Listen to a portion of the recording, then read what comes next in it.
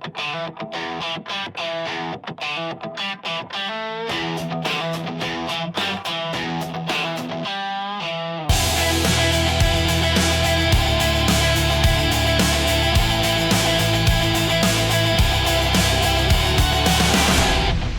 to the All Access Entertainment Podcast. I am your host, Joseph Bruen, and as we continue to celebrate Sci-Fi Week, and of course celebrating all of the great actors and behind-the-scenes individuals of the Star Wars franchise, we have a very special one today. None other than the man behind some of the great sculpts that we're going to talk about and some of the designs of some of the famous helmets and armor that you all have come to know around the world.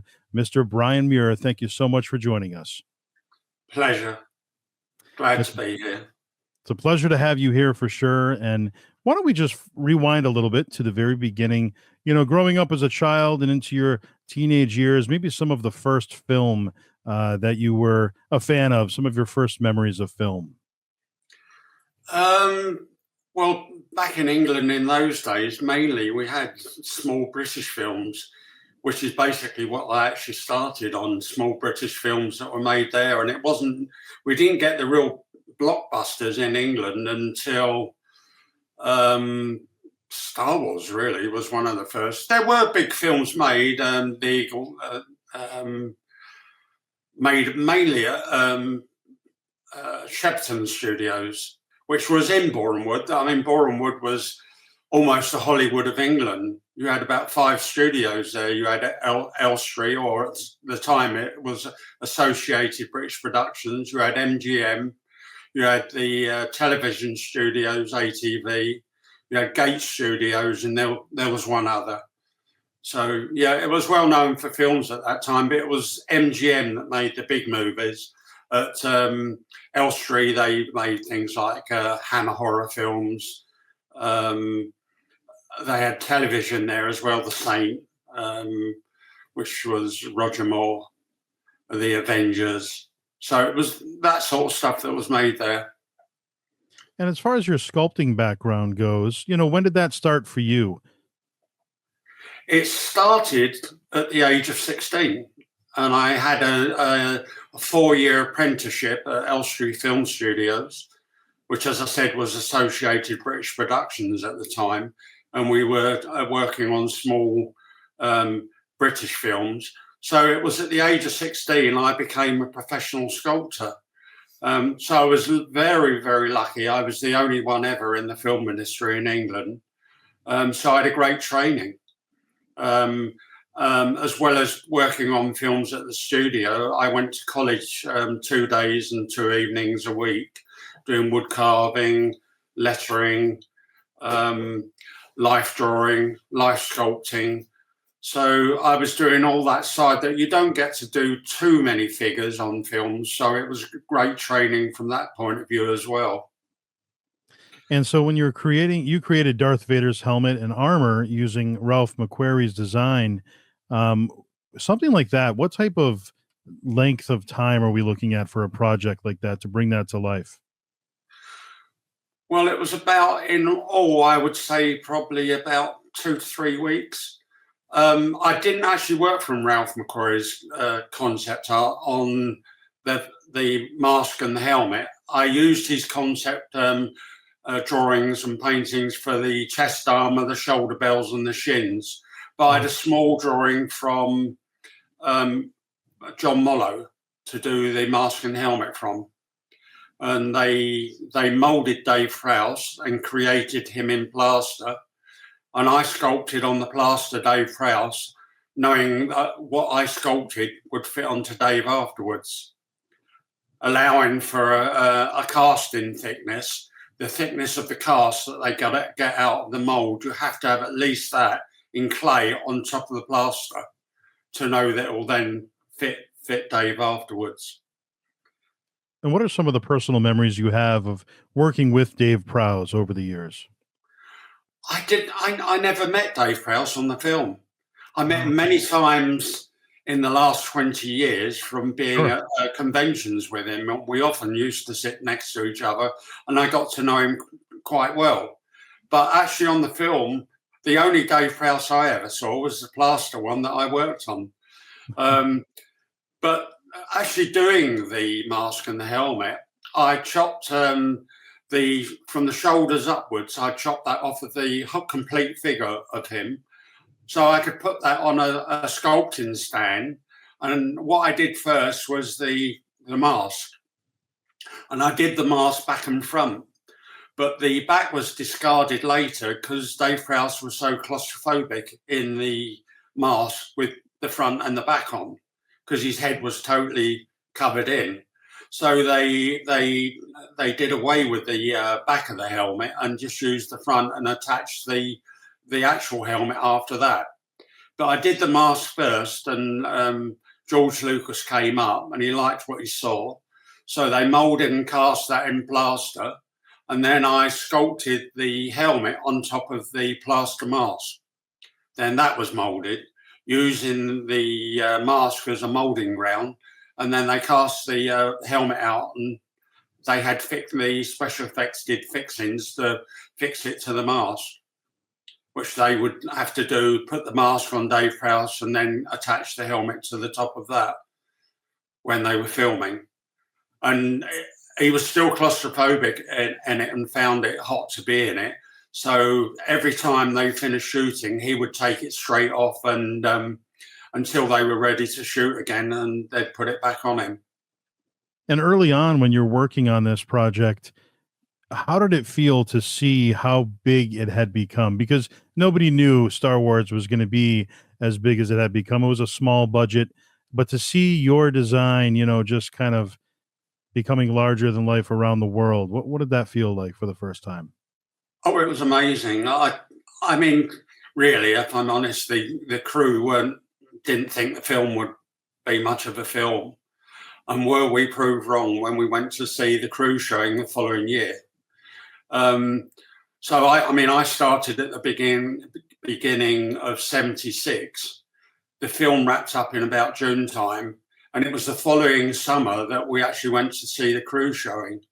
And the same pessimistic crew that when they saw that huge spaceship come over the overhead, it got a round of applause. But at the end of the film, it had a standing ovation.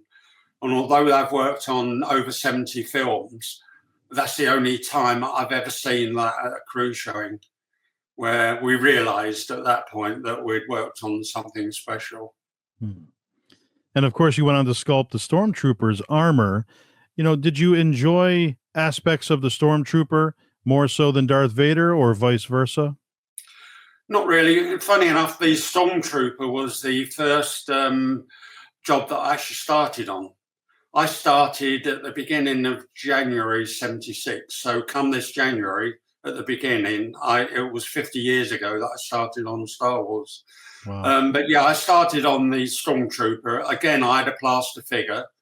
They'd sculpted a guy of around 5'10", and then cast him in plaster. And then I did all the Stormtrooper armor on that, marrying into the piece that I'd done before. So I started off with a chest armor and finished that off. George Lucas came up and he liked it. So I carried on from that, doing all the front first, the legs and the arms, the abdomen and all that. And then for the back, there was no Ralph McQuarrie concept art. I did the Stormtrooper from Ralph McQuarrie's concept art, although I hadn't done the mask and helmet for Vader. And when it came to the back, John Barry, the designer, came in and we discussed what I should do for the back. Well, most of it was fairly simple, but it had the panel on the back, and we decided that I'd sculpt a panel there. And because Liz Moore had left the picture at the end of January, I was the only sculptor there, so I had everything to do, even finishing off C-3PO. I'm doing slight changes and adding bits, and I carved the whole suit up. But anyway, I'm getting away from the Stormtrooper. So I decided to save a bit of time. I'd go down to the prop room and see what I could find. And I found a cog and two bits of oblong pieces of wood. So I took them back up to where I was doing the Stormtrooper. I had a little workshop in the art department there, and I placed them on the panel and pressed them in.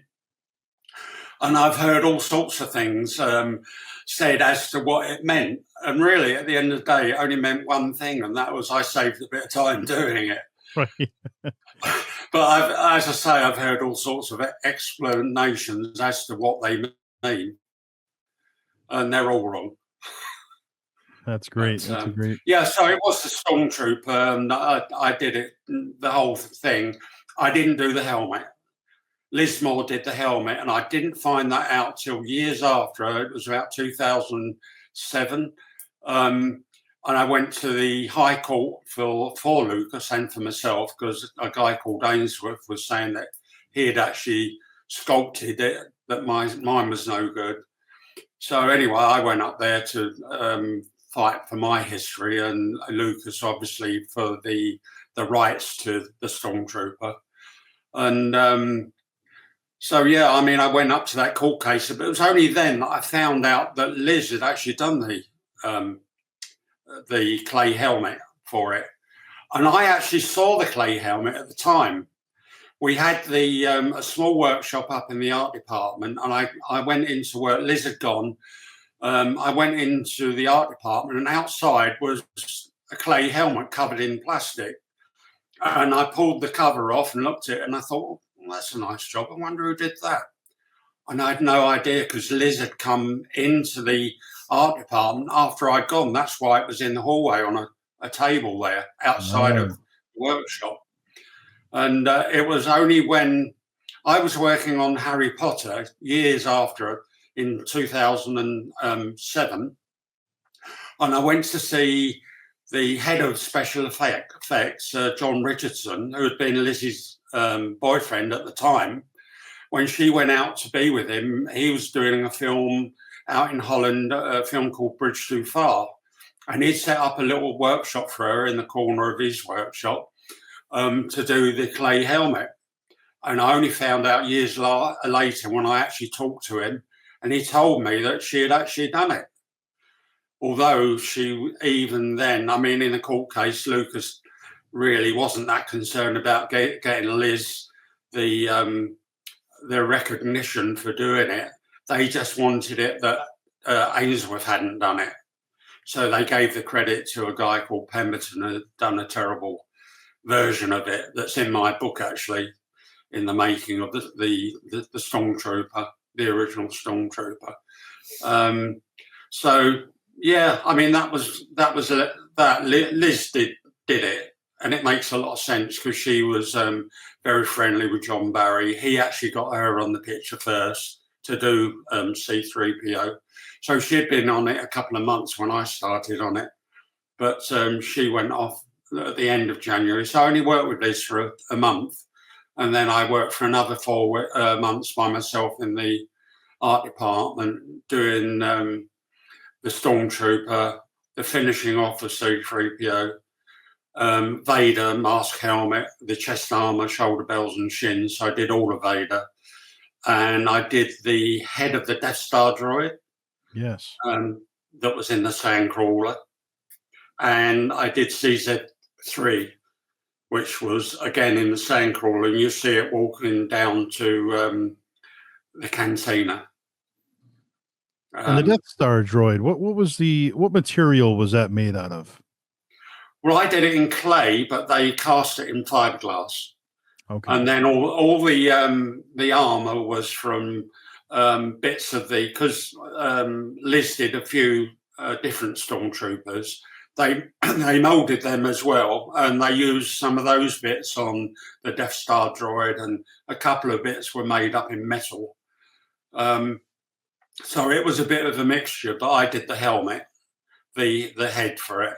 And the CZ3 was the same. It was done in fiberglass, which Tony Daniels was in that one. So I had Tony Daniels' head in plaster to sculpt on, again, knowing then it would fit on Tony Daniels afterwards. The chest piece was done, the old guy that I trained under with my apprenticeship, the chest armor was done by him. He was just on the film for a couple of weeks, and that worked out fine. And when you're So, doing an important piece like this, for a film specifically, what is your thought process like? What's the concept coming from, the inspiration for a piece? Where do you kind of gather that in your head to really make it happen? well, basically, you do the best you can with the information you've got. I mean, in a lot of the characters, it was very little. I mean, the Death Star droid, I had a small drawing about so big, and I pinned it on the side. You might have seen a picture of me sculpting the Death Star droid. If you look at it, you'll see little tiny drawings next to it, and that's all I had to work from. Nothing else. There wasn't time for me to do concepts at all. There were a lot of people think there were concepts for Vader, but there wasn't. There was never a concept for Vader Wow. done. There was one concept for the Stormtrooper helmet, and that was an abortion. It was absolutely terrible. And they didn't have that. They had Lizzie's one that she sculpted. So, yeah, I mean, there wasn't concepts. Liz had done about 5 different helmets for C-3PO, and they settled on what the finished one at the end. There were no concepts for the Death Star droid or ZZ3. I just did them straight off from that little drawing. So you do the best you can with what you have, using your own abilities to do it. I mean, when I had finished my apprenticeship, going back a bit, which was in 1970, the day I come out my apprenticeship, I was made redundant. They got rid of me. The reason being, there was no films at all in the film industry. It was absolutely dead. So they laid me off, and I went outside. I went up to a company in London that had been going for about 100 years, and I did prestigious work all over London. I had work unveiled by the Queen of England at the age of 20. At the age of 22, I had 39 Scottish Shields unveiled for the Scottish Corporation by the Queen Mother. And then it was in 70, at the end of 75, I think it was, I had a phone call. Would I start back at Elstree on a sci-fi movie that was going in there? And they told me they've got some strange characters to sculpt. Was I interested in going in? And because they didn't know what I could do at the time, they said, there's 6 weeks work. Of course, I was there the whole time. So they were happy with what I did. And it all worked out quite well on the film. The characters worked well, especially the Stormtroopers and Vader. They've become iconic over the years. And I was pleased to have been in the right time at the right place and to have been there through my apprenticeship at Elstree. And I was asked to go on the picture, which I was, especially with hindsight now, my wife and I, Lindsay, she's travelled the world with me now, doing conventions, and I've done lots and lots of talks at conventions. I've talked at universities, and so I've done a lot now and travelled an awful lot, all over the States and Canada, Mexico, Caribbean, China, Japan, Philippines, all over Europe. And a lot of America, because we had a house out in Florida for 17 years. So from there, I traveled a lot around America doing different conventions. You're on the East Coast, aren't you? Yes, I'm in Rhode Island, right next to Massachusetts. We've been there, Rhode Island. I did the Rhode Island Comic Con. Yes, I actually had the pleasure of meeting you there. Oh, yes, I did meet you there. It was probably 2014 maybe. It was a while ago. Yeah, it was quite a while, but yeah, probably about 10 or 11 years ago. But Yeah. we liked the Rhode Island. In fact, the Barack Obama come to our hotel while we were there. Oh, that's right. Yes, I remember that. Yeah. We saw his cavalcade come down, and then they went round the back, and they went in the lifts they had the top 2 floors, I believe.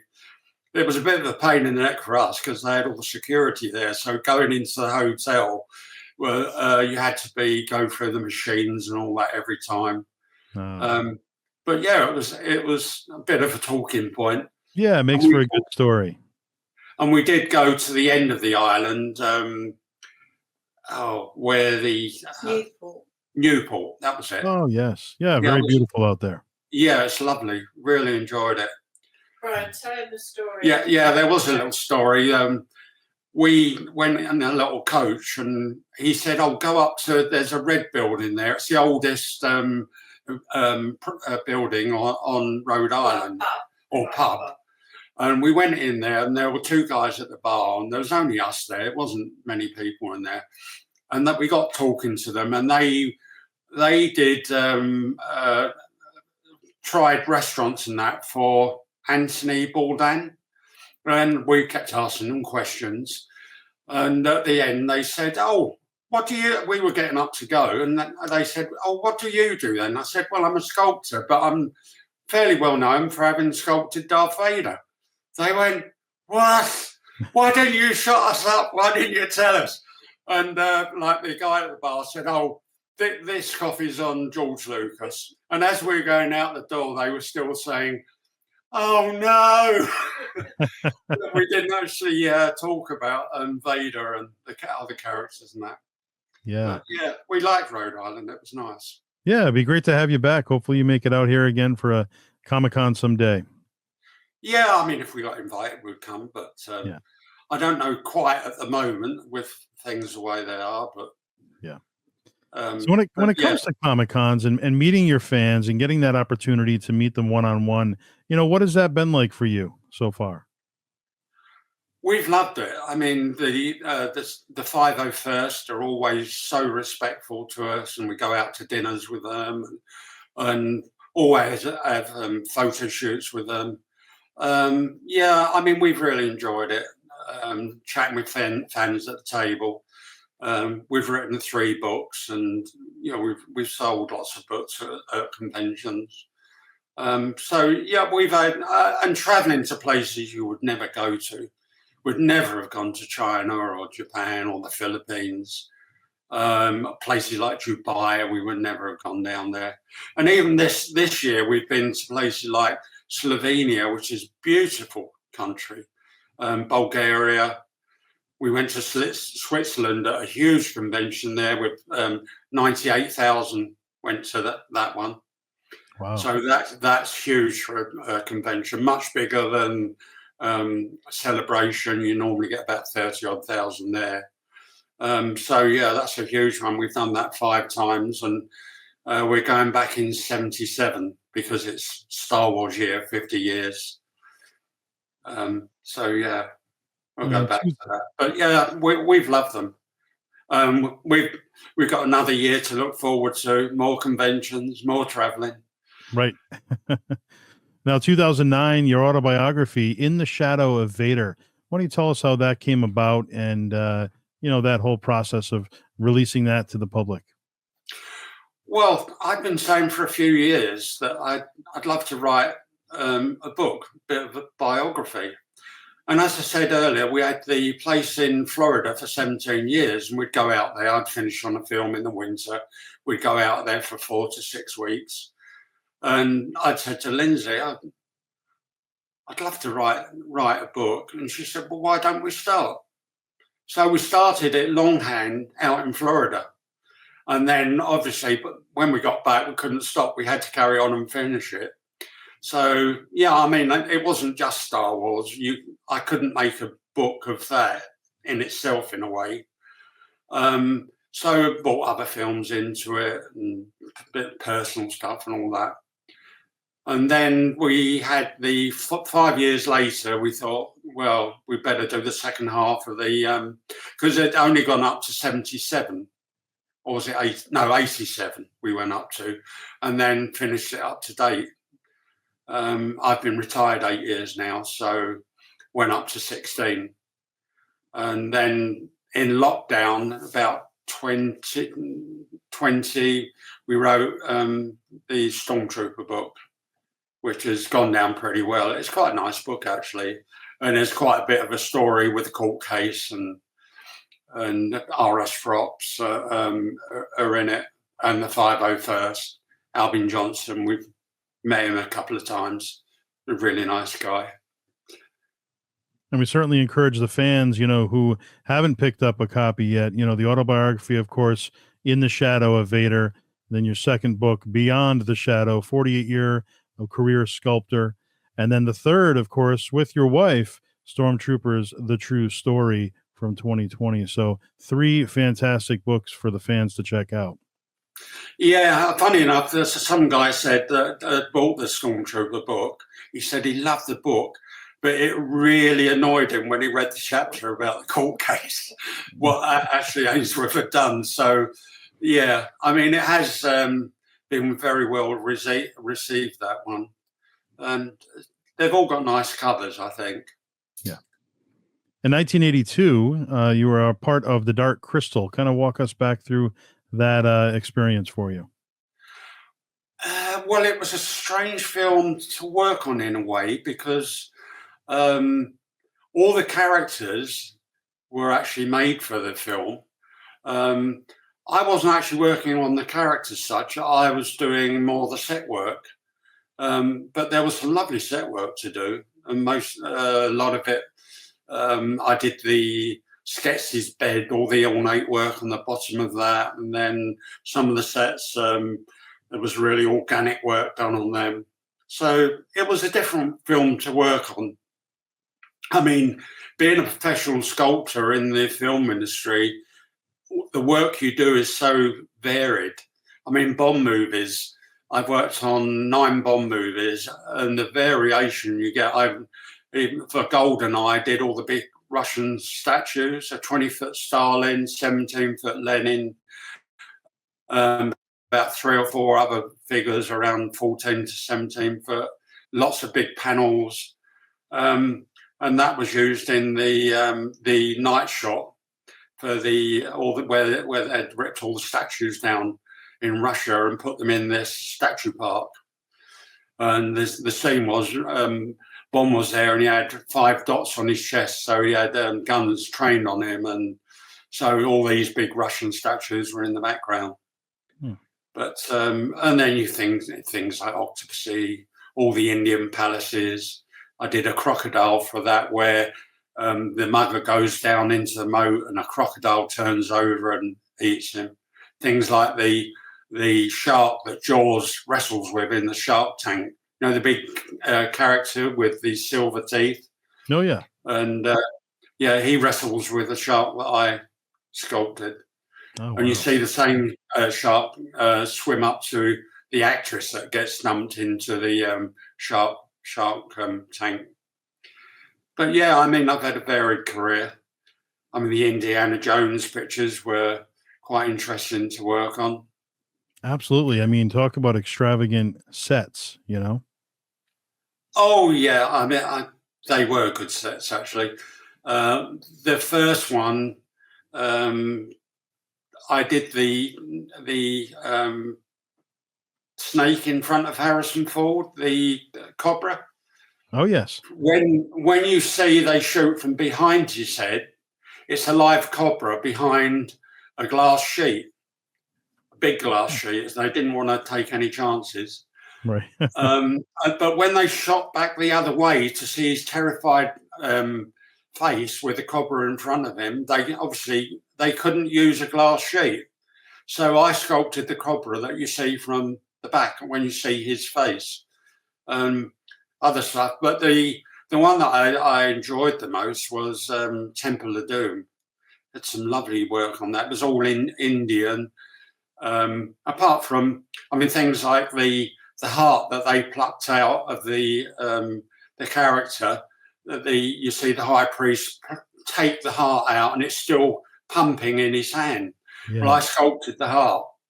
And they thought it'd be a great idea if I went to Harefield Heart Hospital to see a surgeon there, which I did. And I sat and chatted with him, and I said, "What's the closest heart I can get to the human?" And he said, "Well, a monkey, the primates." I said, "Well, I can't get that." And in the end, settled for a sheep's heart, which I could get.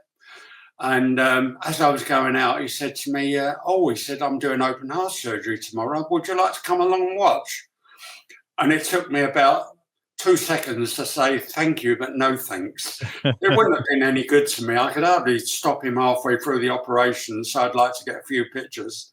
Right. So it wouldn't have been any good to me, and it was fine what I did. It worked quite well.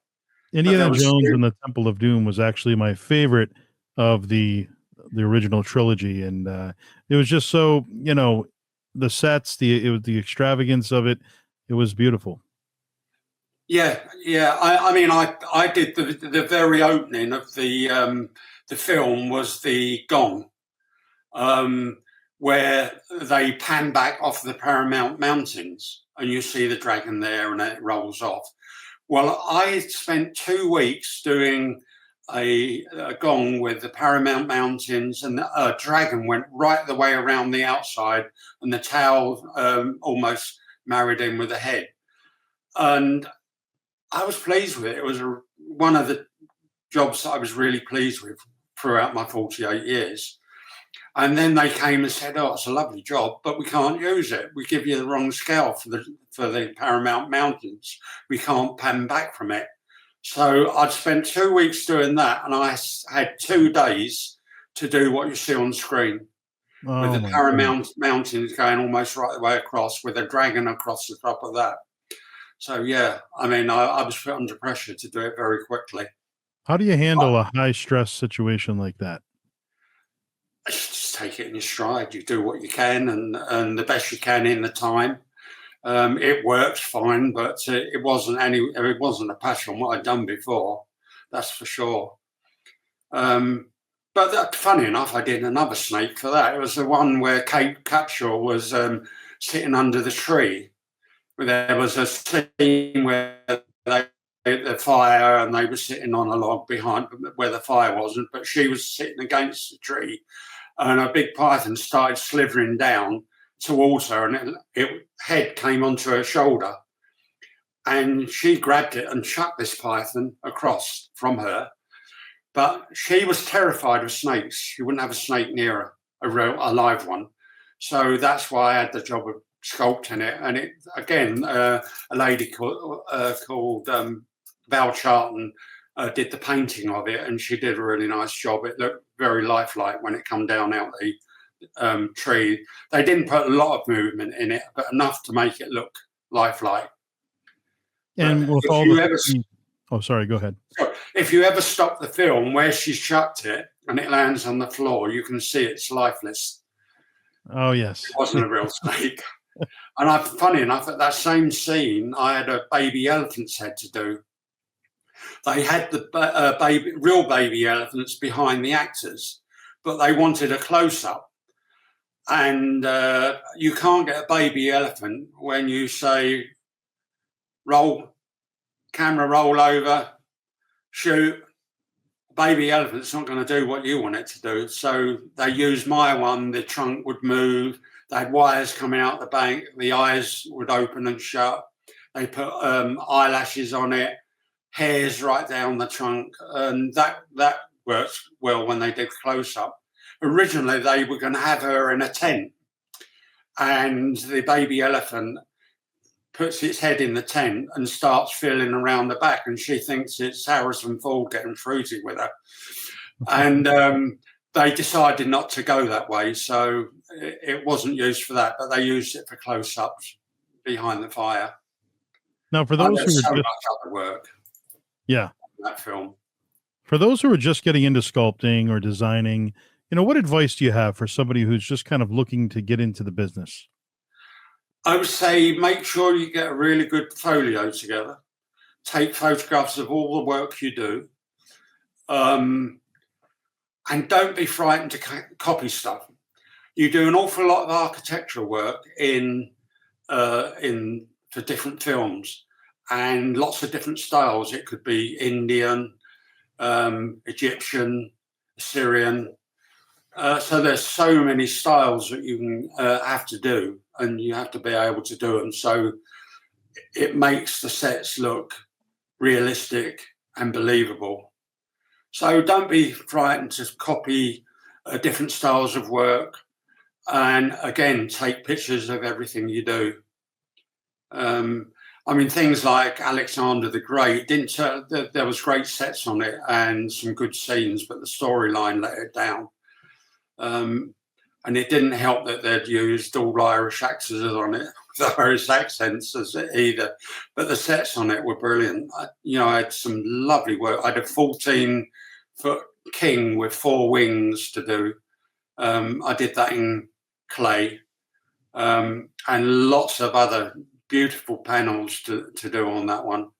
Clash of the Titans, that was another Assyrian. So, loads of work. That was the one with Maggie Smith and Laurence Olivier in. So I had the job of doing Maggie Smith's head on that, where it falls off the statue and you see it talking. Did you see that? Yes, I did. Yeah. Yeah. So I had the job of sculpting that. That was 4'6" because the statue was supposed to be huge, but the actual statue they used was about 2 foot high. And it didn't matter because there was nothing to scale it against when they did it as a set. But when they had people near the head that had supposedly fallen off, it had to be at the scale that the statue was supposed to be. So I had to do the 4'6" head, but there was so much nice work to do on that. And I went out to Malta on that. And oh no, I'm getting mixed up. No, that was the first film I went out there, Martian Chronicles. But no, for Clash of the Titans, I had a 25-foot figure to carve out there, and I had 11 days to carve it in. There were 2 of us doing it, but the other guy had never carved before, so I ended up doing most of it. And there was great big Assyrian balls I carved out there, 2 for the entrance to the city. I did, and all the Assyrian panels I'd done back at Pinewood and shipped out there and painted on site and fixed on site. But so you do get to travel a bit with it as well. After Star Wars, I did one small war film, and then I went out to Budapest to work out there on a film called Prince and the Pauper. With all Tudor work to do for the palace, which was nice. It's a lovely city, Budapest. So I enjoyed working out there. I'm saying I'm hogging the talking here. Have you got any more that's questions? fine. I love hearing the stories. Yeah. Well, I was just wondering, somebody of your expertise in the world of sculpting and designing, what does the auditioning process look like for you specifically for a film? Well, for years and years, you got to know designers, and at the beginning of films, it wasn't all locked down. You could pop in and have a chat with the designer, see if he wanted you. If he wanted someone else, fair enough. You'd go on the next film, or if there was another film starting up, you'd go and see them. But for some years now, it's all been locked down. There's locks on the art department doors, and even I was working on, I can't think of the name of the film now, Guardians of the Galaxy, that was it. And the guy that was doing the helmet was a friend of mine, and they would try and break in to the sculpting department twice a day to make sure there's security. And when he'd finished sculpting it, it was only a simple helmet, but he had to take the clay off and chuck it in the bin and break it all to bits. And that's the sort of security. And like when they went into Pinewood, Star Wars, they built a fence all the way around the studio, and getting into the studios was a pain in the neck when you're working on the film even. So it's changed a lot. And it also changed from the fact that you didn't go straight through the designer. It was under the construction managers, and they would get an HOD sculptor in, and then the HODs would get who they wanted in. So in a way, it wasn't too bad from the fact that they would get the best they can in. So I was all right. I'd get lots of calls to actually ask me to go and work on pictures, but it was very different to working directly under the art department and the designer. You still met the designers. They come in to see the work that you were doing. But it was different. Any personal memories from The Princess Bride? It was what we call bread and butter work. There was no, like the cliffs. I had to do the model.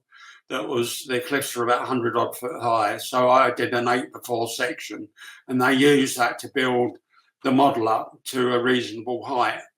Then when he climbs over the top, it was all full size rock.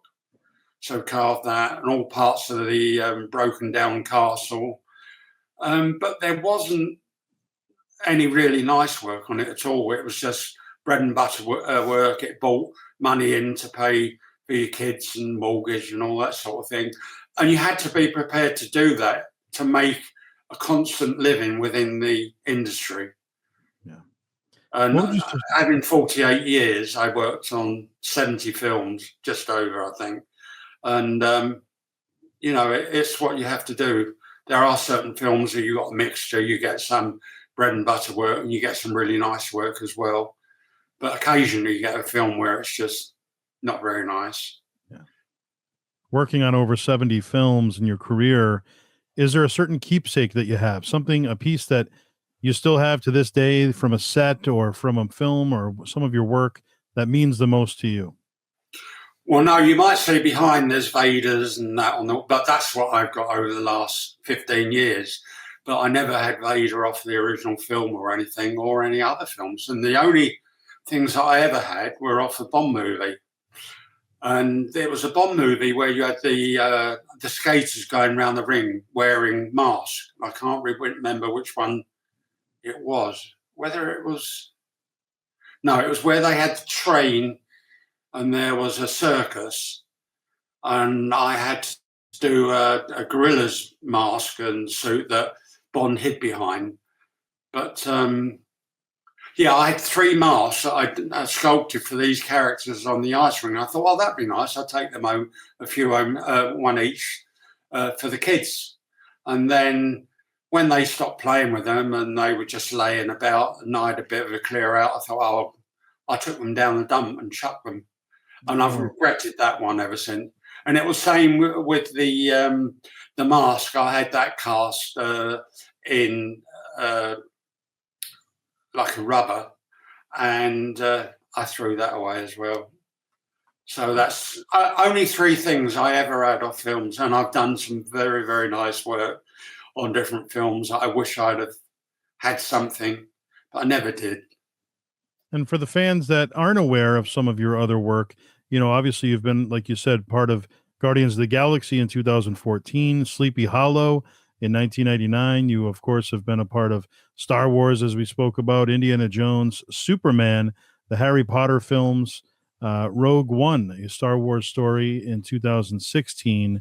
You've also done GoldenEye in 1995, John Carter, Little Shop of Horrors. Any memories from Little Shop of Horrors specifically?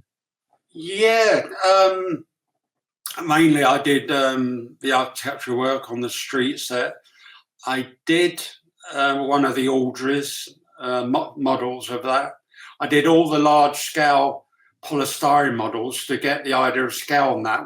I worked with Frank Oz on that, but I sculpted them. And I think Lyle used them to do the full size for the film as armatures because he knew they were of the right size. So he did the orders on that. There was a whole lot that was cut out at the end of the film where you had Audrey taking over the city and there were vines everywhere. So I did lots of that work. But it varied again, even architectural bits in the shop. Oh, and the dentist, there was a picture on the wall of a dog with all rotten teeth.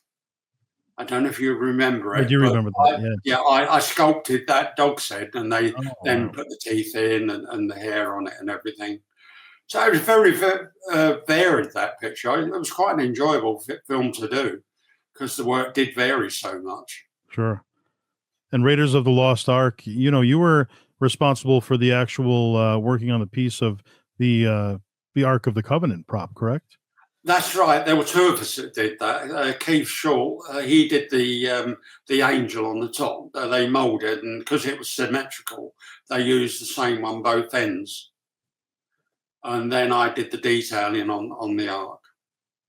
And in 1979, you were also part of Alien, co-creating the Space Jockey. What was that experience like working on Alien? It was interesting, actually. I mean, I got to know Giger quite well. You'd think that he sculpted it. He did the original concept, and it was brilliant. And in fact, I went down to the art department one day, and I was standing there chatting with him for half an hour or so while he was working with airbrush on the Space Jockey. And he's very clever. I mean, what he did was so three-dimensional, so it made our job a lot easier, working from his concept. But Giger, he posed next to it a good bit, you know, as though he was sculpting it, but he didn't. It was a guy called Peter Voisley and myself did it all. We did it in about a month, so we did it pretty quickly. The carpenters, Peter did a model for it, and then they cut all the outside off, and the carpenters did a wooden core for it, so that everything that we sculpted was about a foot deep, and then applied to the side of the wooden structure that the carpenters made. So yeah, as I say, we did that in about a month.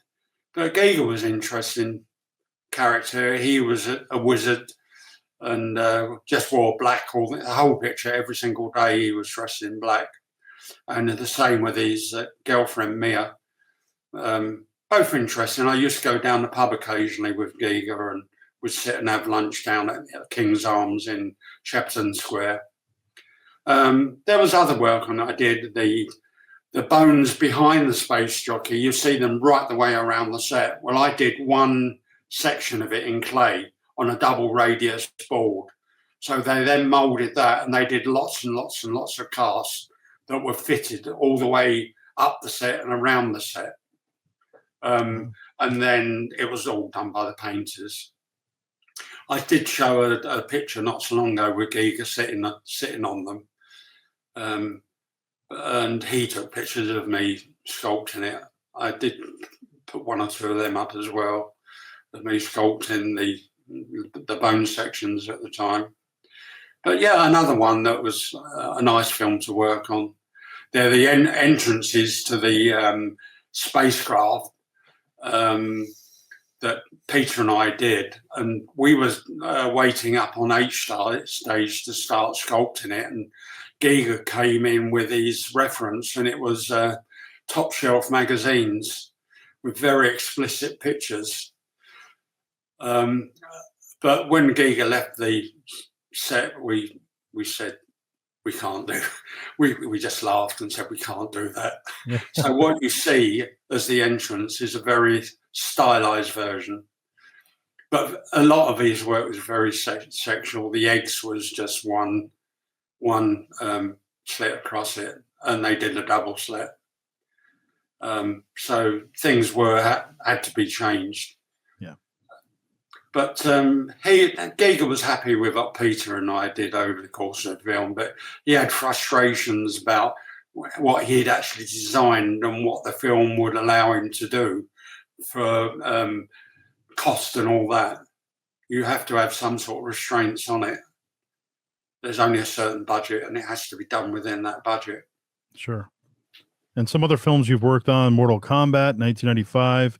We talked about The Princess Bride, The Last Crusade, Planet of the Apes in 2001, Willow back in 1988, and The Phantom Menace, Star Wars as well. Any memories from Willow from 1988? Yeah, we had to do a lot of polystyrene stones to go on the castle that all had to be clad. I did some of them. There were 6 Dogs of Death, 4 at 12 foot high carved. Just myself, I did them, and 8 foot high, and they went up to a castle in Wales. And so I do them to a total finish as though they're brand new. And then the designer wanted me to knock hell out of them as though they've been in a windy valley for hundreds of years, and they're all aged down and broken apart, and so that's what I had to do. It's a bit frustrating now to have to knock your work about like that. I did a Griffin for that picture. But yeah, funny enough, I was asked initially to do all the stonework at a price, and I would have made a lot of money by doing it at a price. But I said, no, I'll go and I'll work on the picture, and I probably earned 10% of what I would have earned if I'd have done the stones at a price. So, but I did what I did. I enjoyed doing the work more. And with all the work you've done, all the great projects and over 70 films, if you had to pick one throughout your entire career, could you pick one, possibly one special project or movie that was your personal favorite? It's extremely hard because there's so many films I've really enjoyed working on. I suppose in a way it would have to be Star Wars because of creations and how well they've become known over the years and what it's brought me. But there are so many films that I enjoyed working on. I had such a lot of nice work to do. And fast forward many years from now, looking back at your career as a whole, what would you say is your legacy? How do you want to be remembered? I'm remembered as a good sculptor that achieved what I had to achieve on films. And that's all I can ask for as a professional sculptor, to have done my best. And in a lot of cases, my best has been good enough. Absolutely. Well, thank you so much, Brian, for being here. This has been an absolute pleasure to chat with you. The best of holidays to you and your wife at this time and your family. And thank you so much for being here. Thank you very much, and enjoy Christmas yourself. And I hope it all goes very well for you. Thank you very much. For Brian Muir, the legendary Brian Muir, I am Joseph Bruen. This has been the All Access Entertainment Podcast. It's Sci-Fi Week here. Don't forget to like, subscribe, and leave your comments. We'd love to hear from you, the fans, what you thought of the interview and what you'd like to see in the future. Thank you so much for joining us.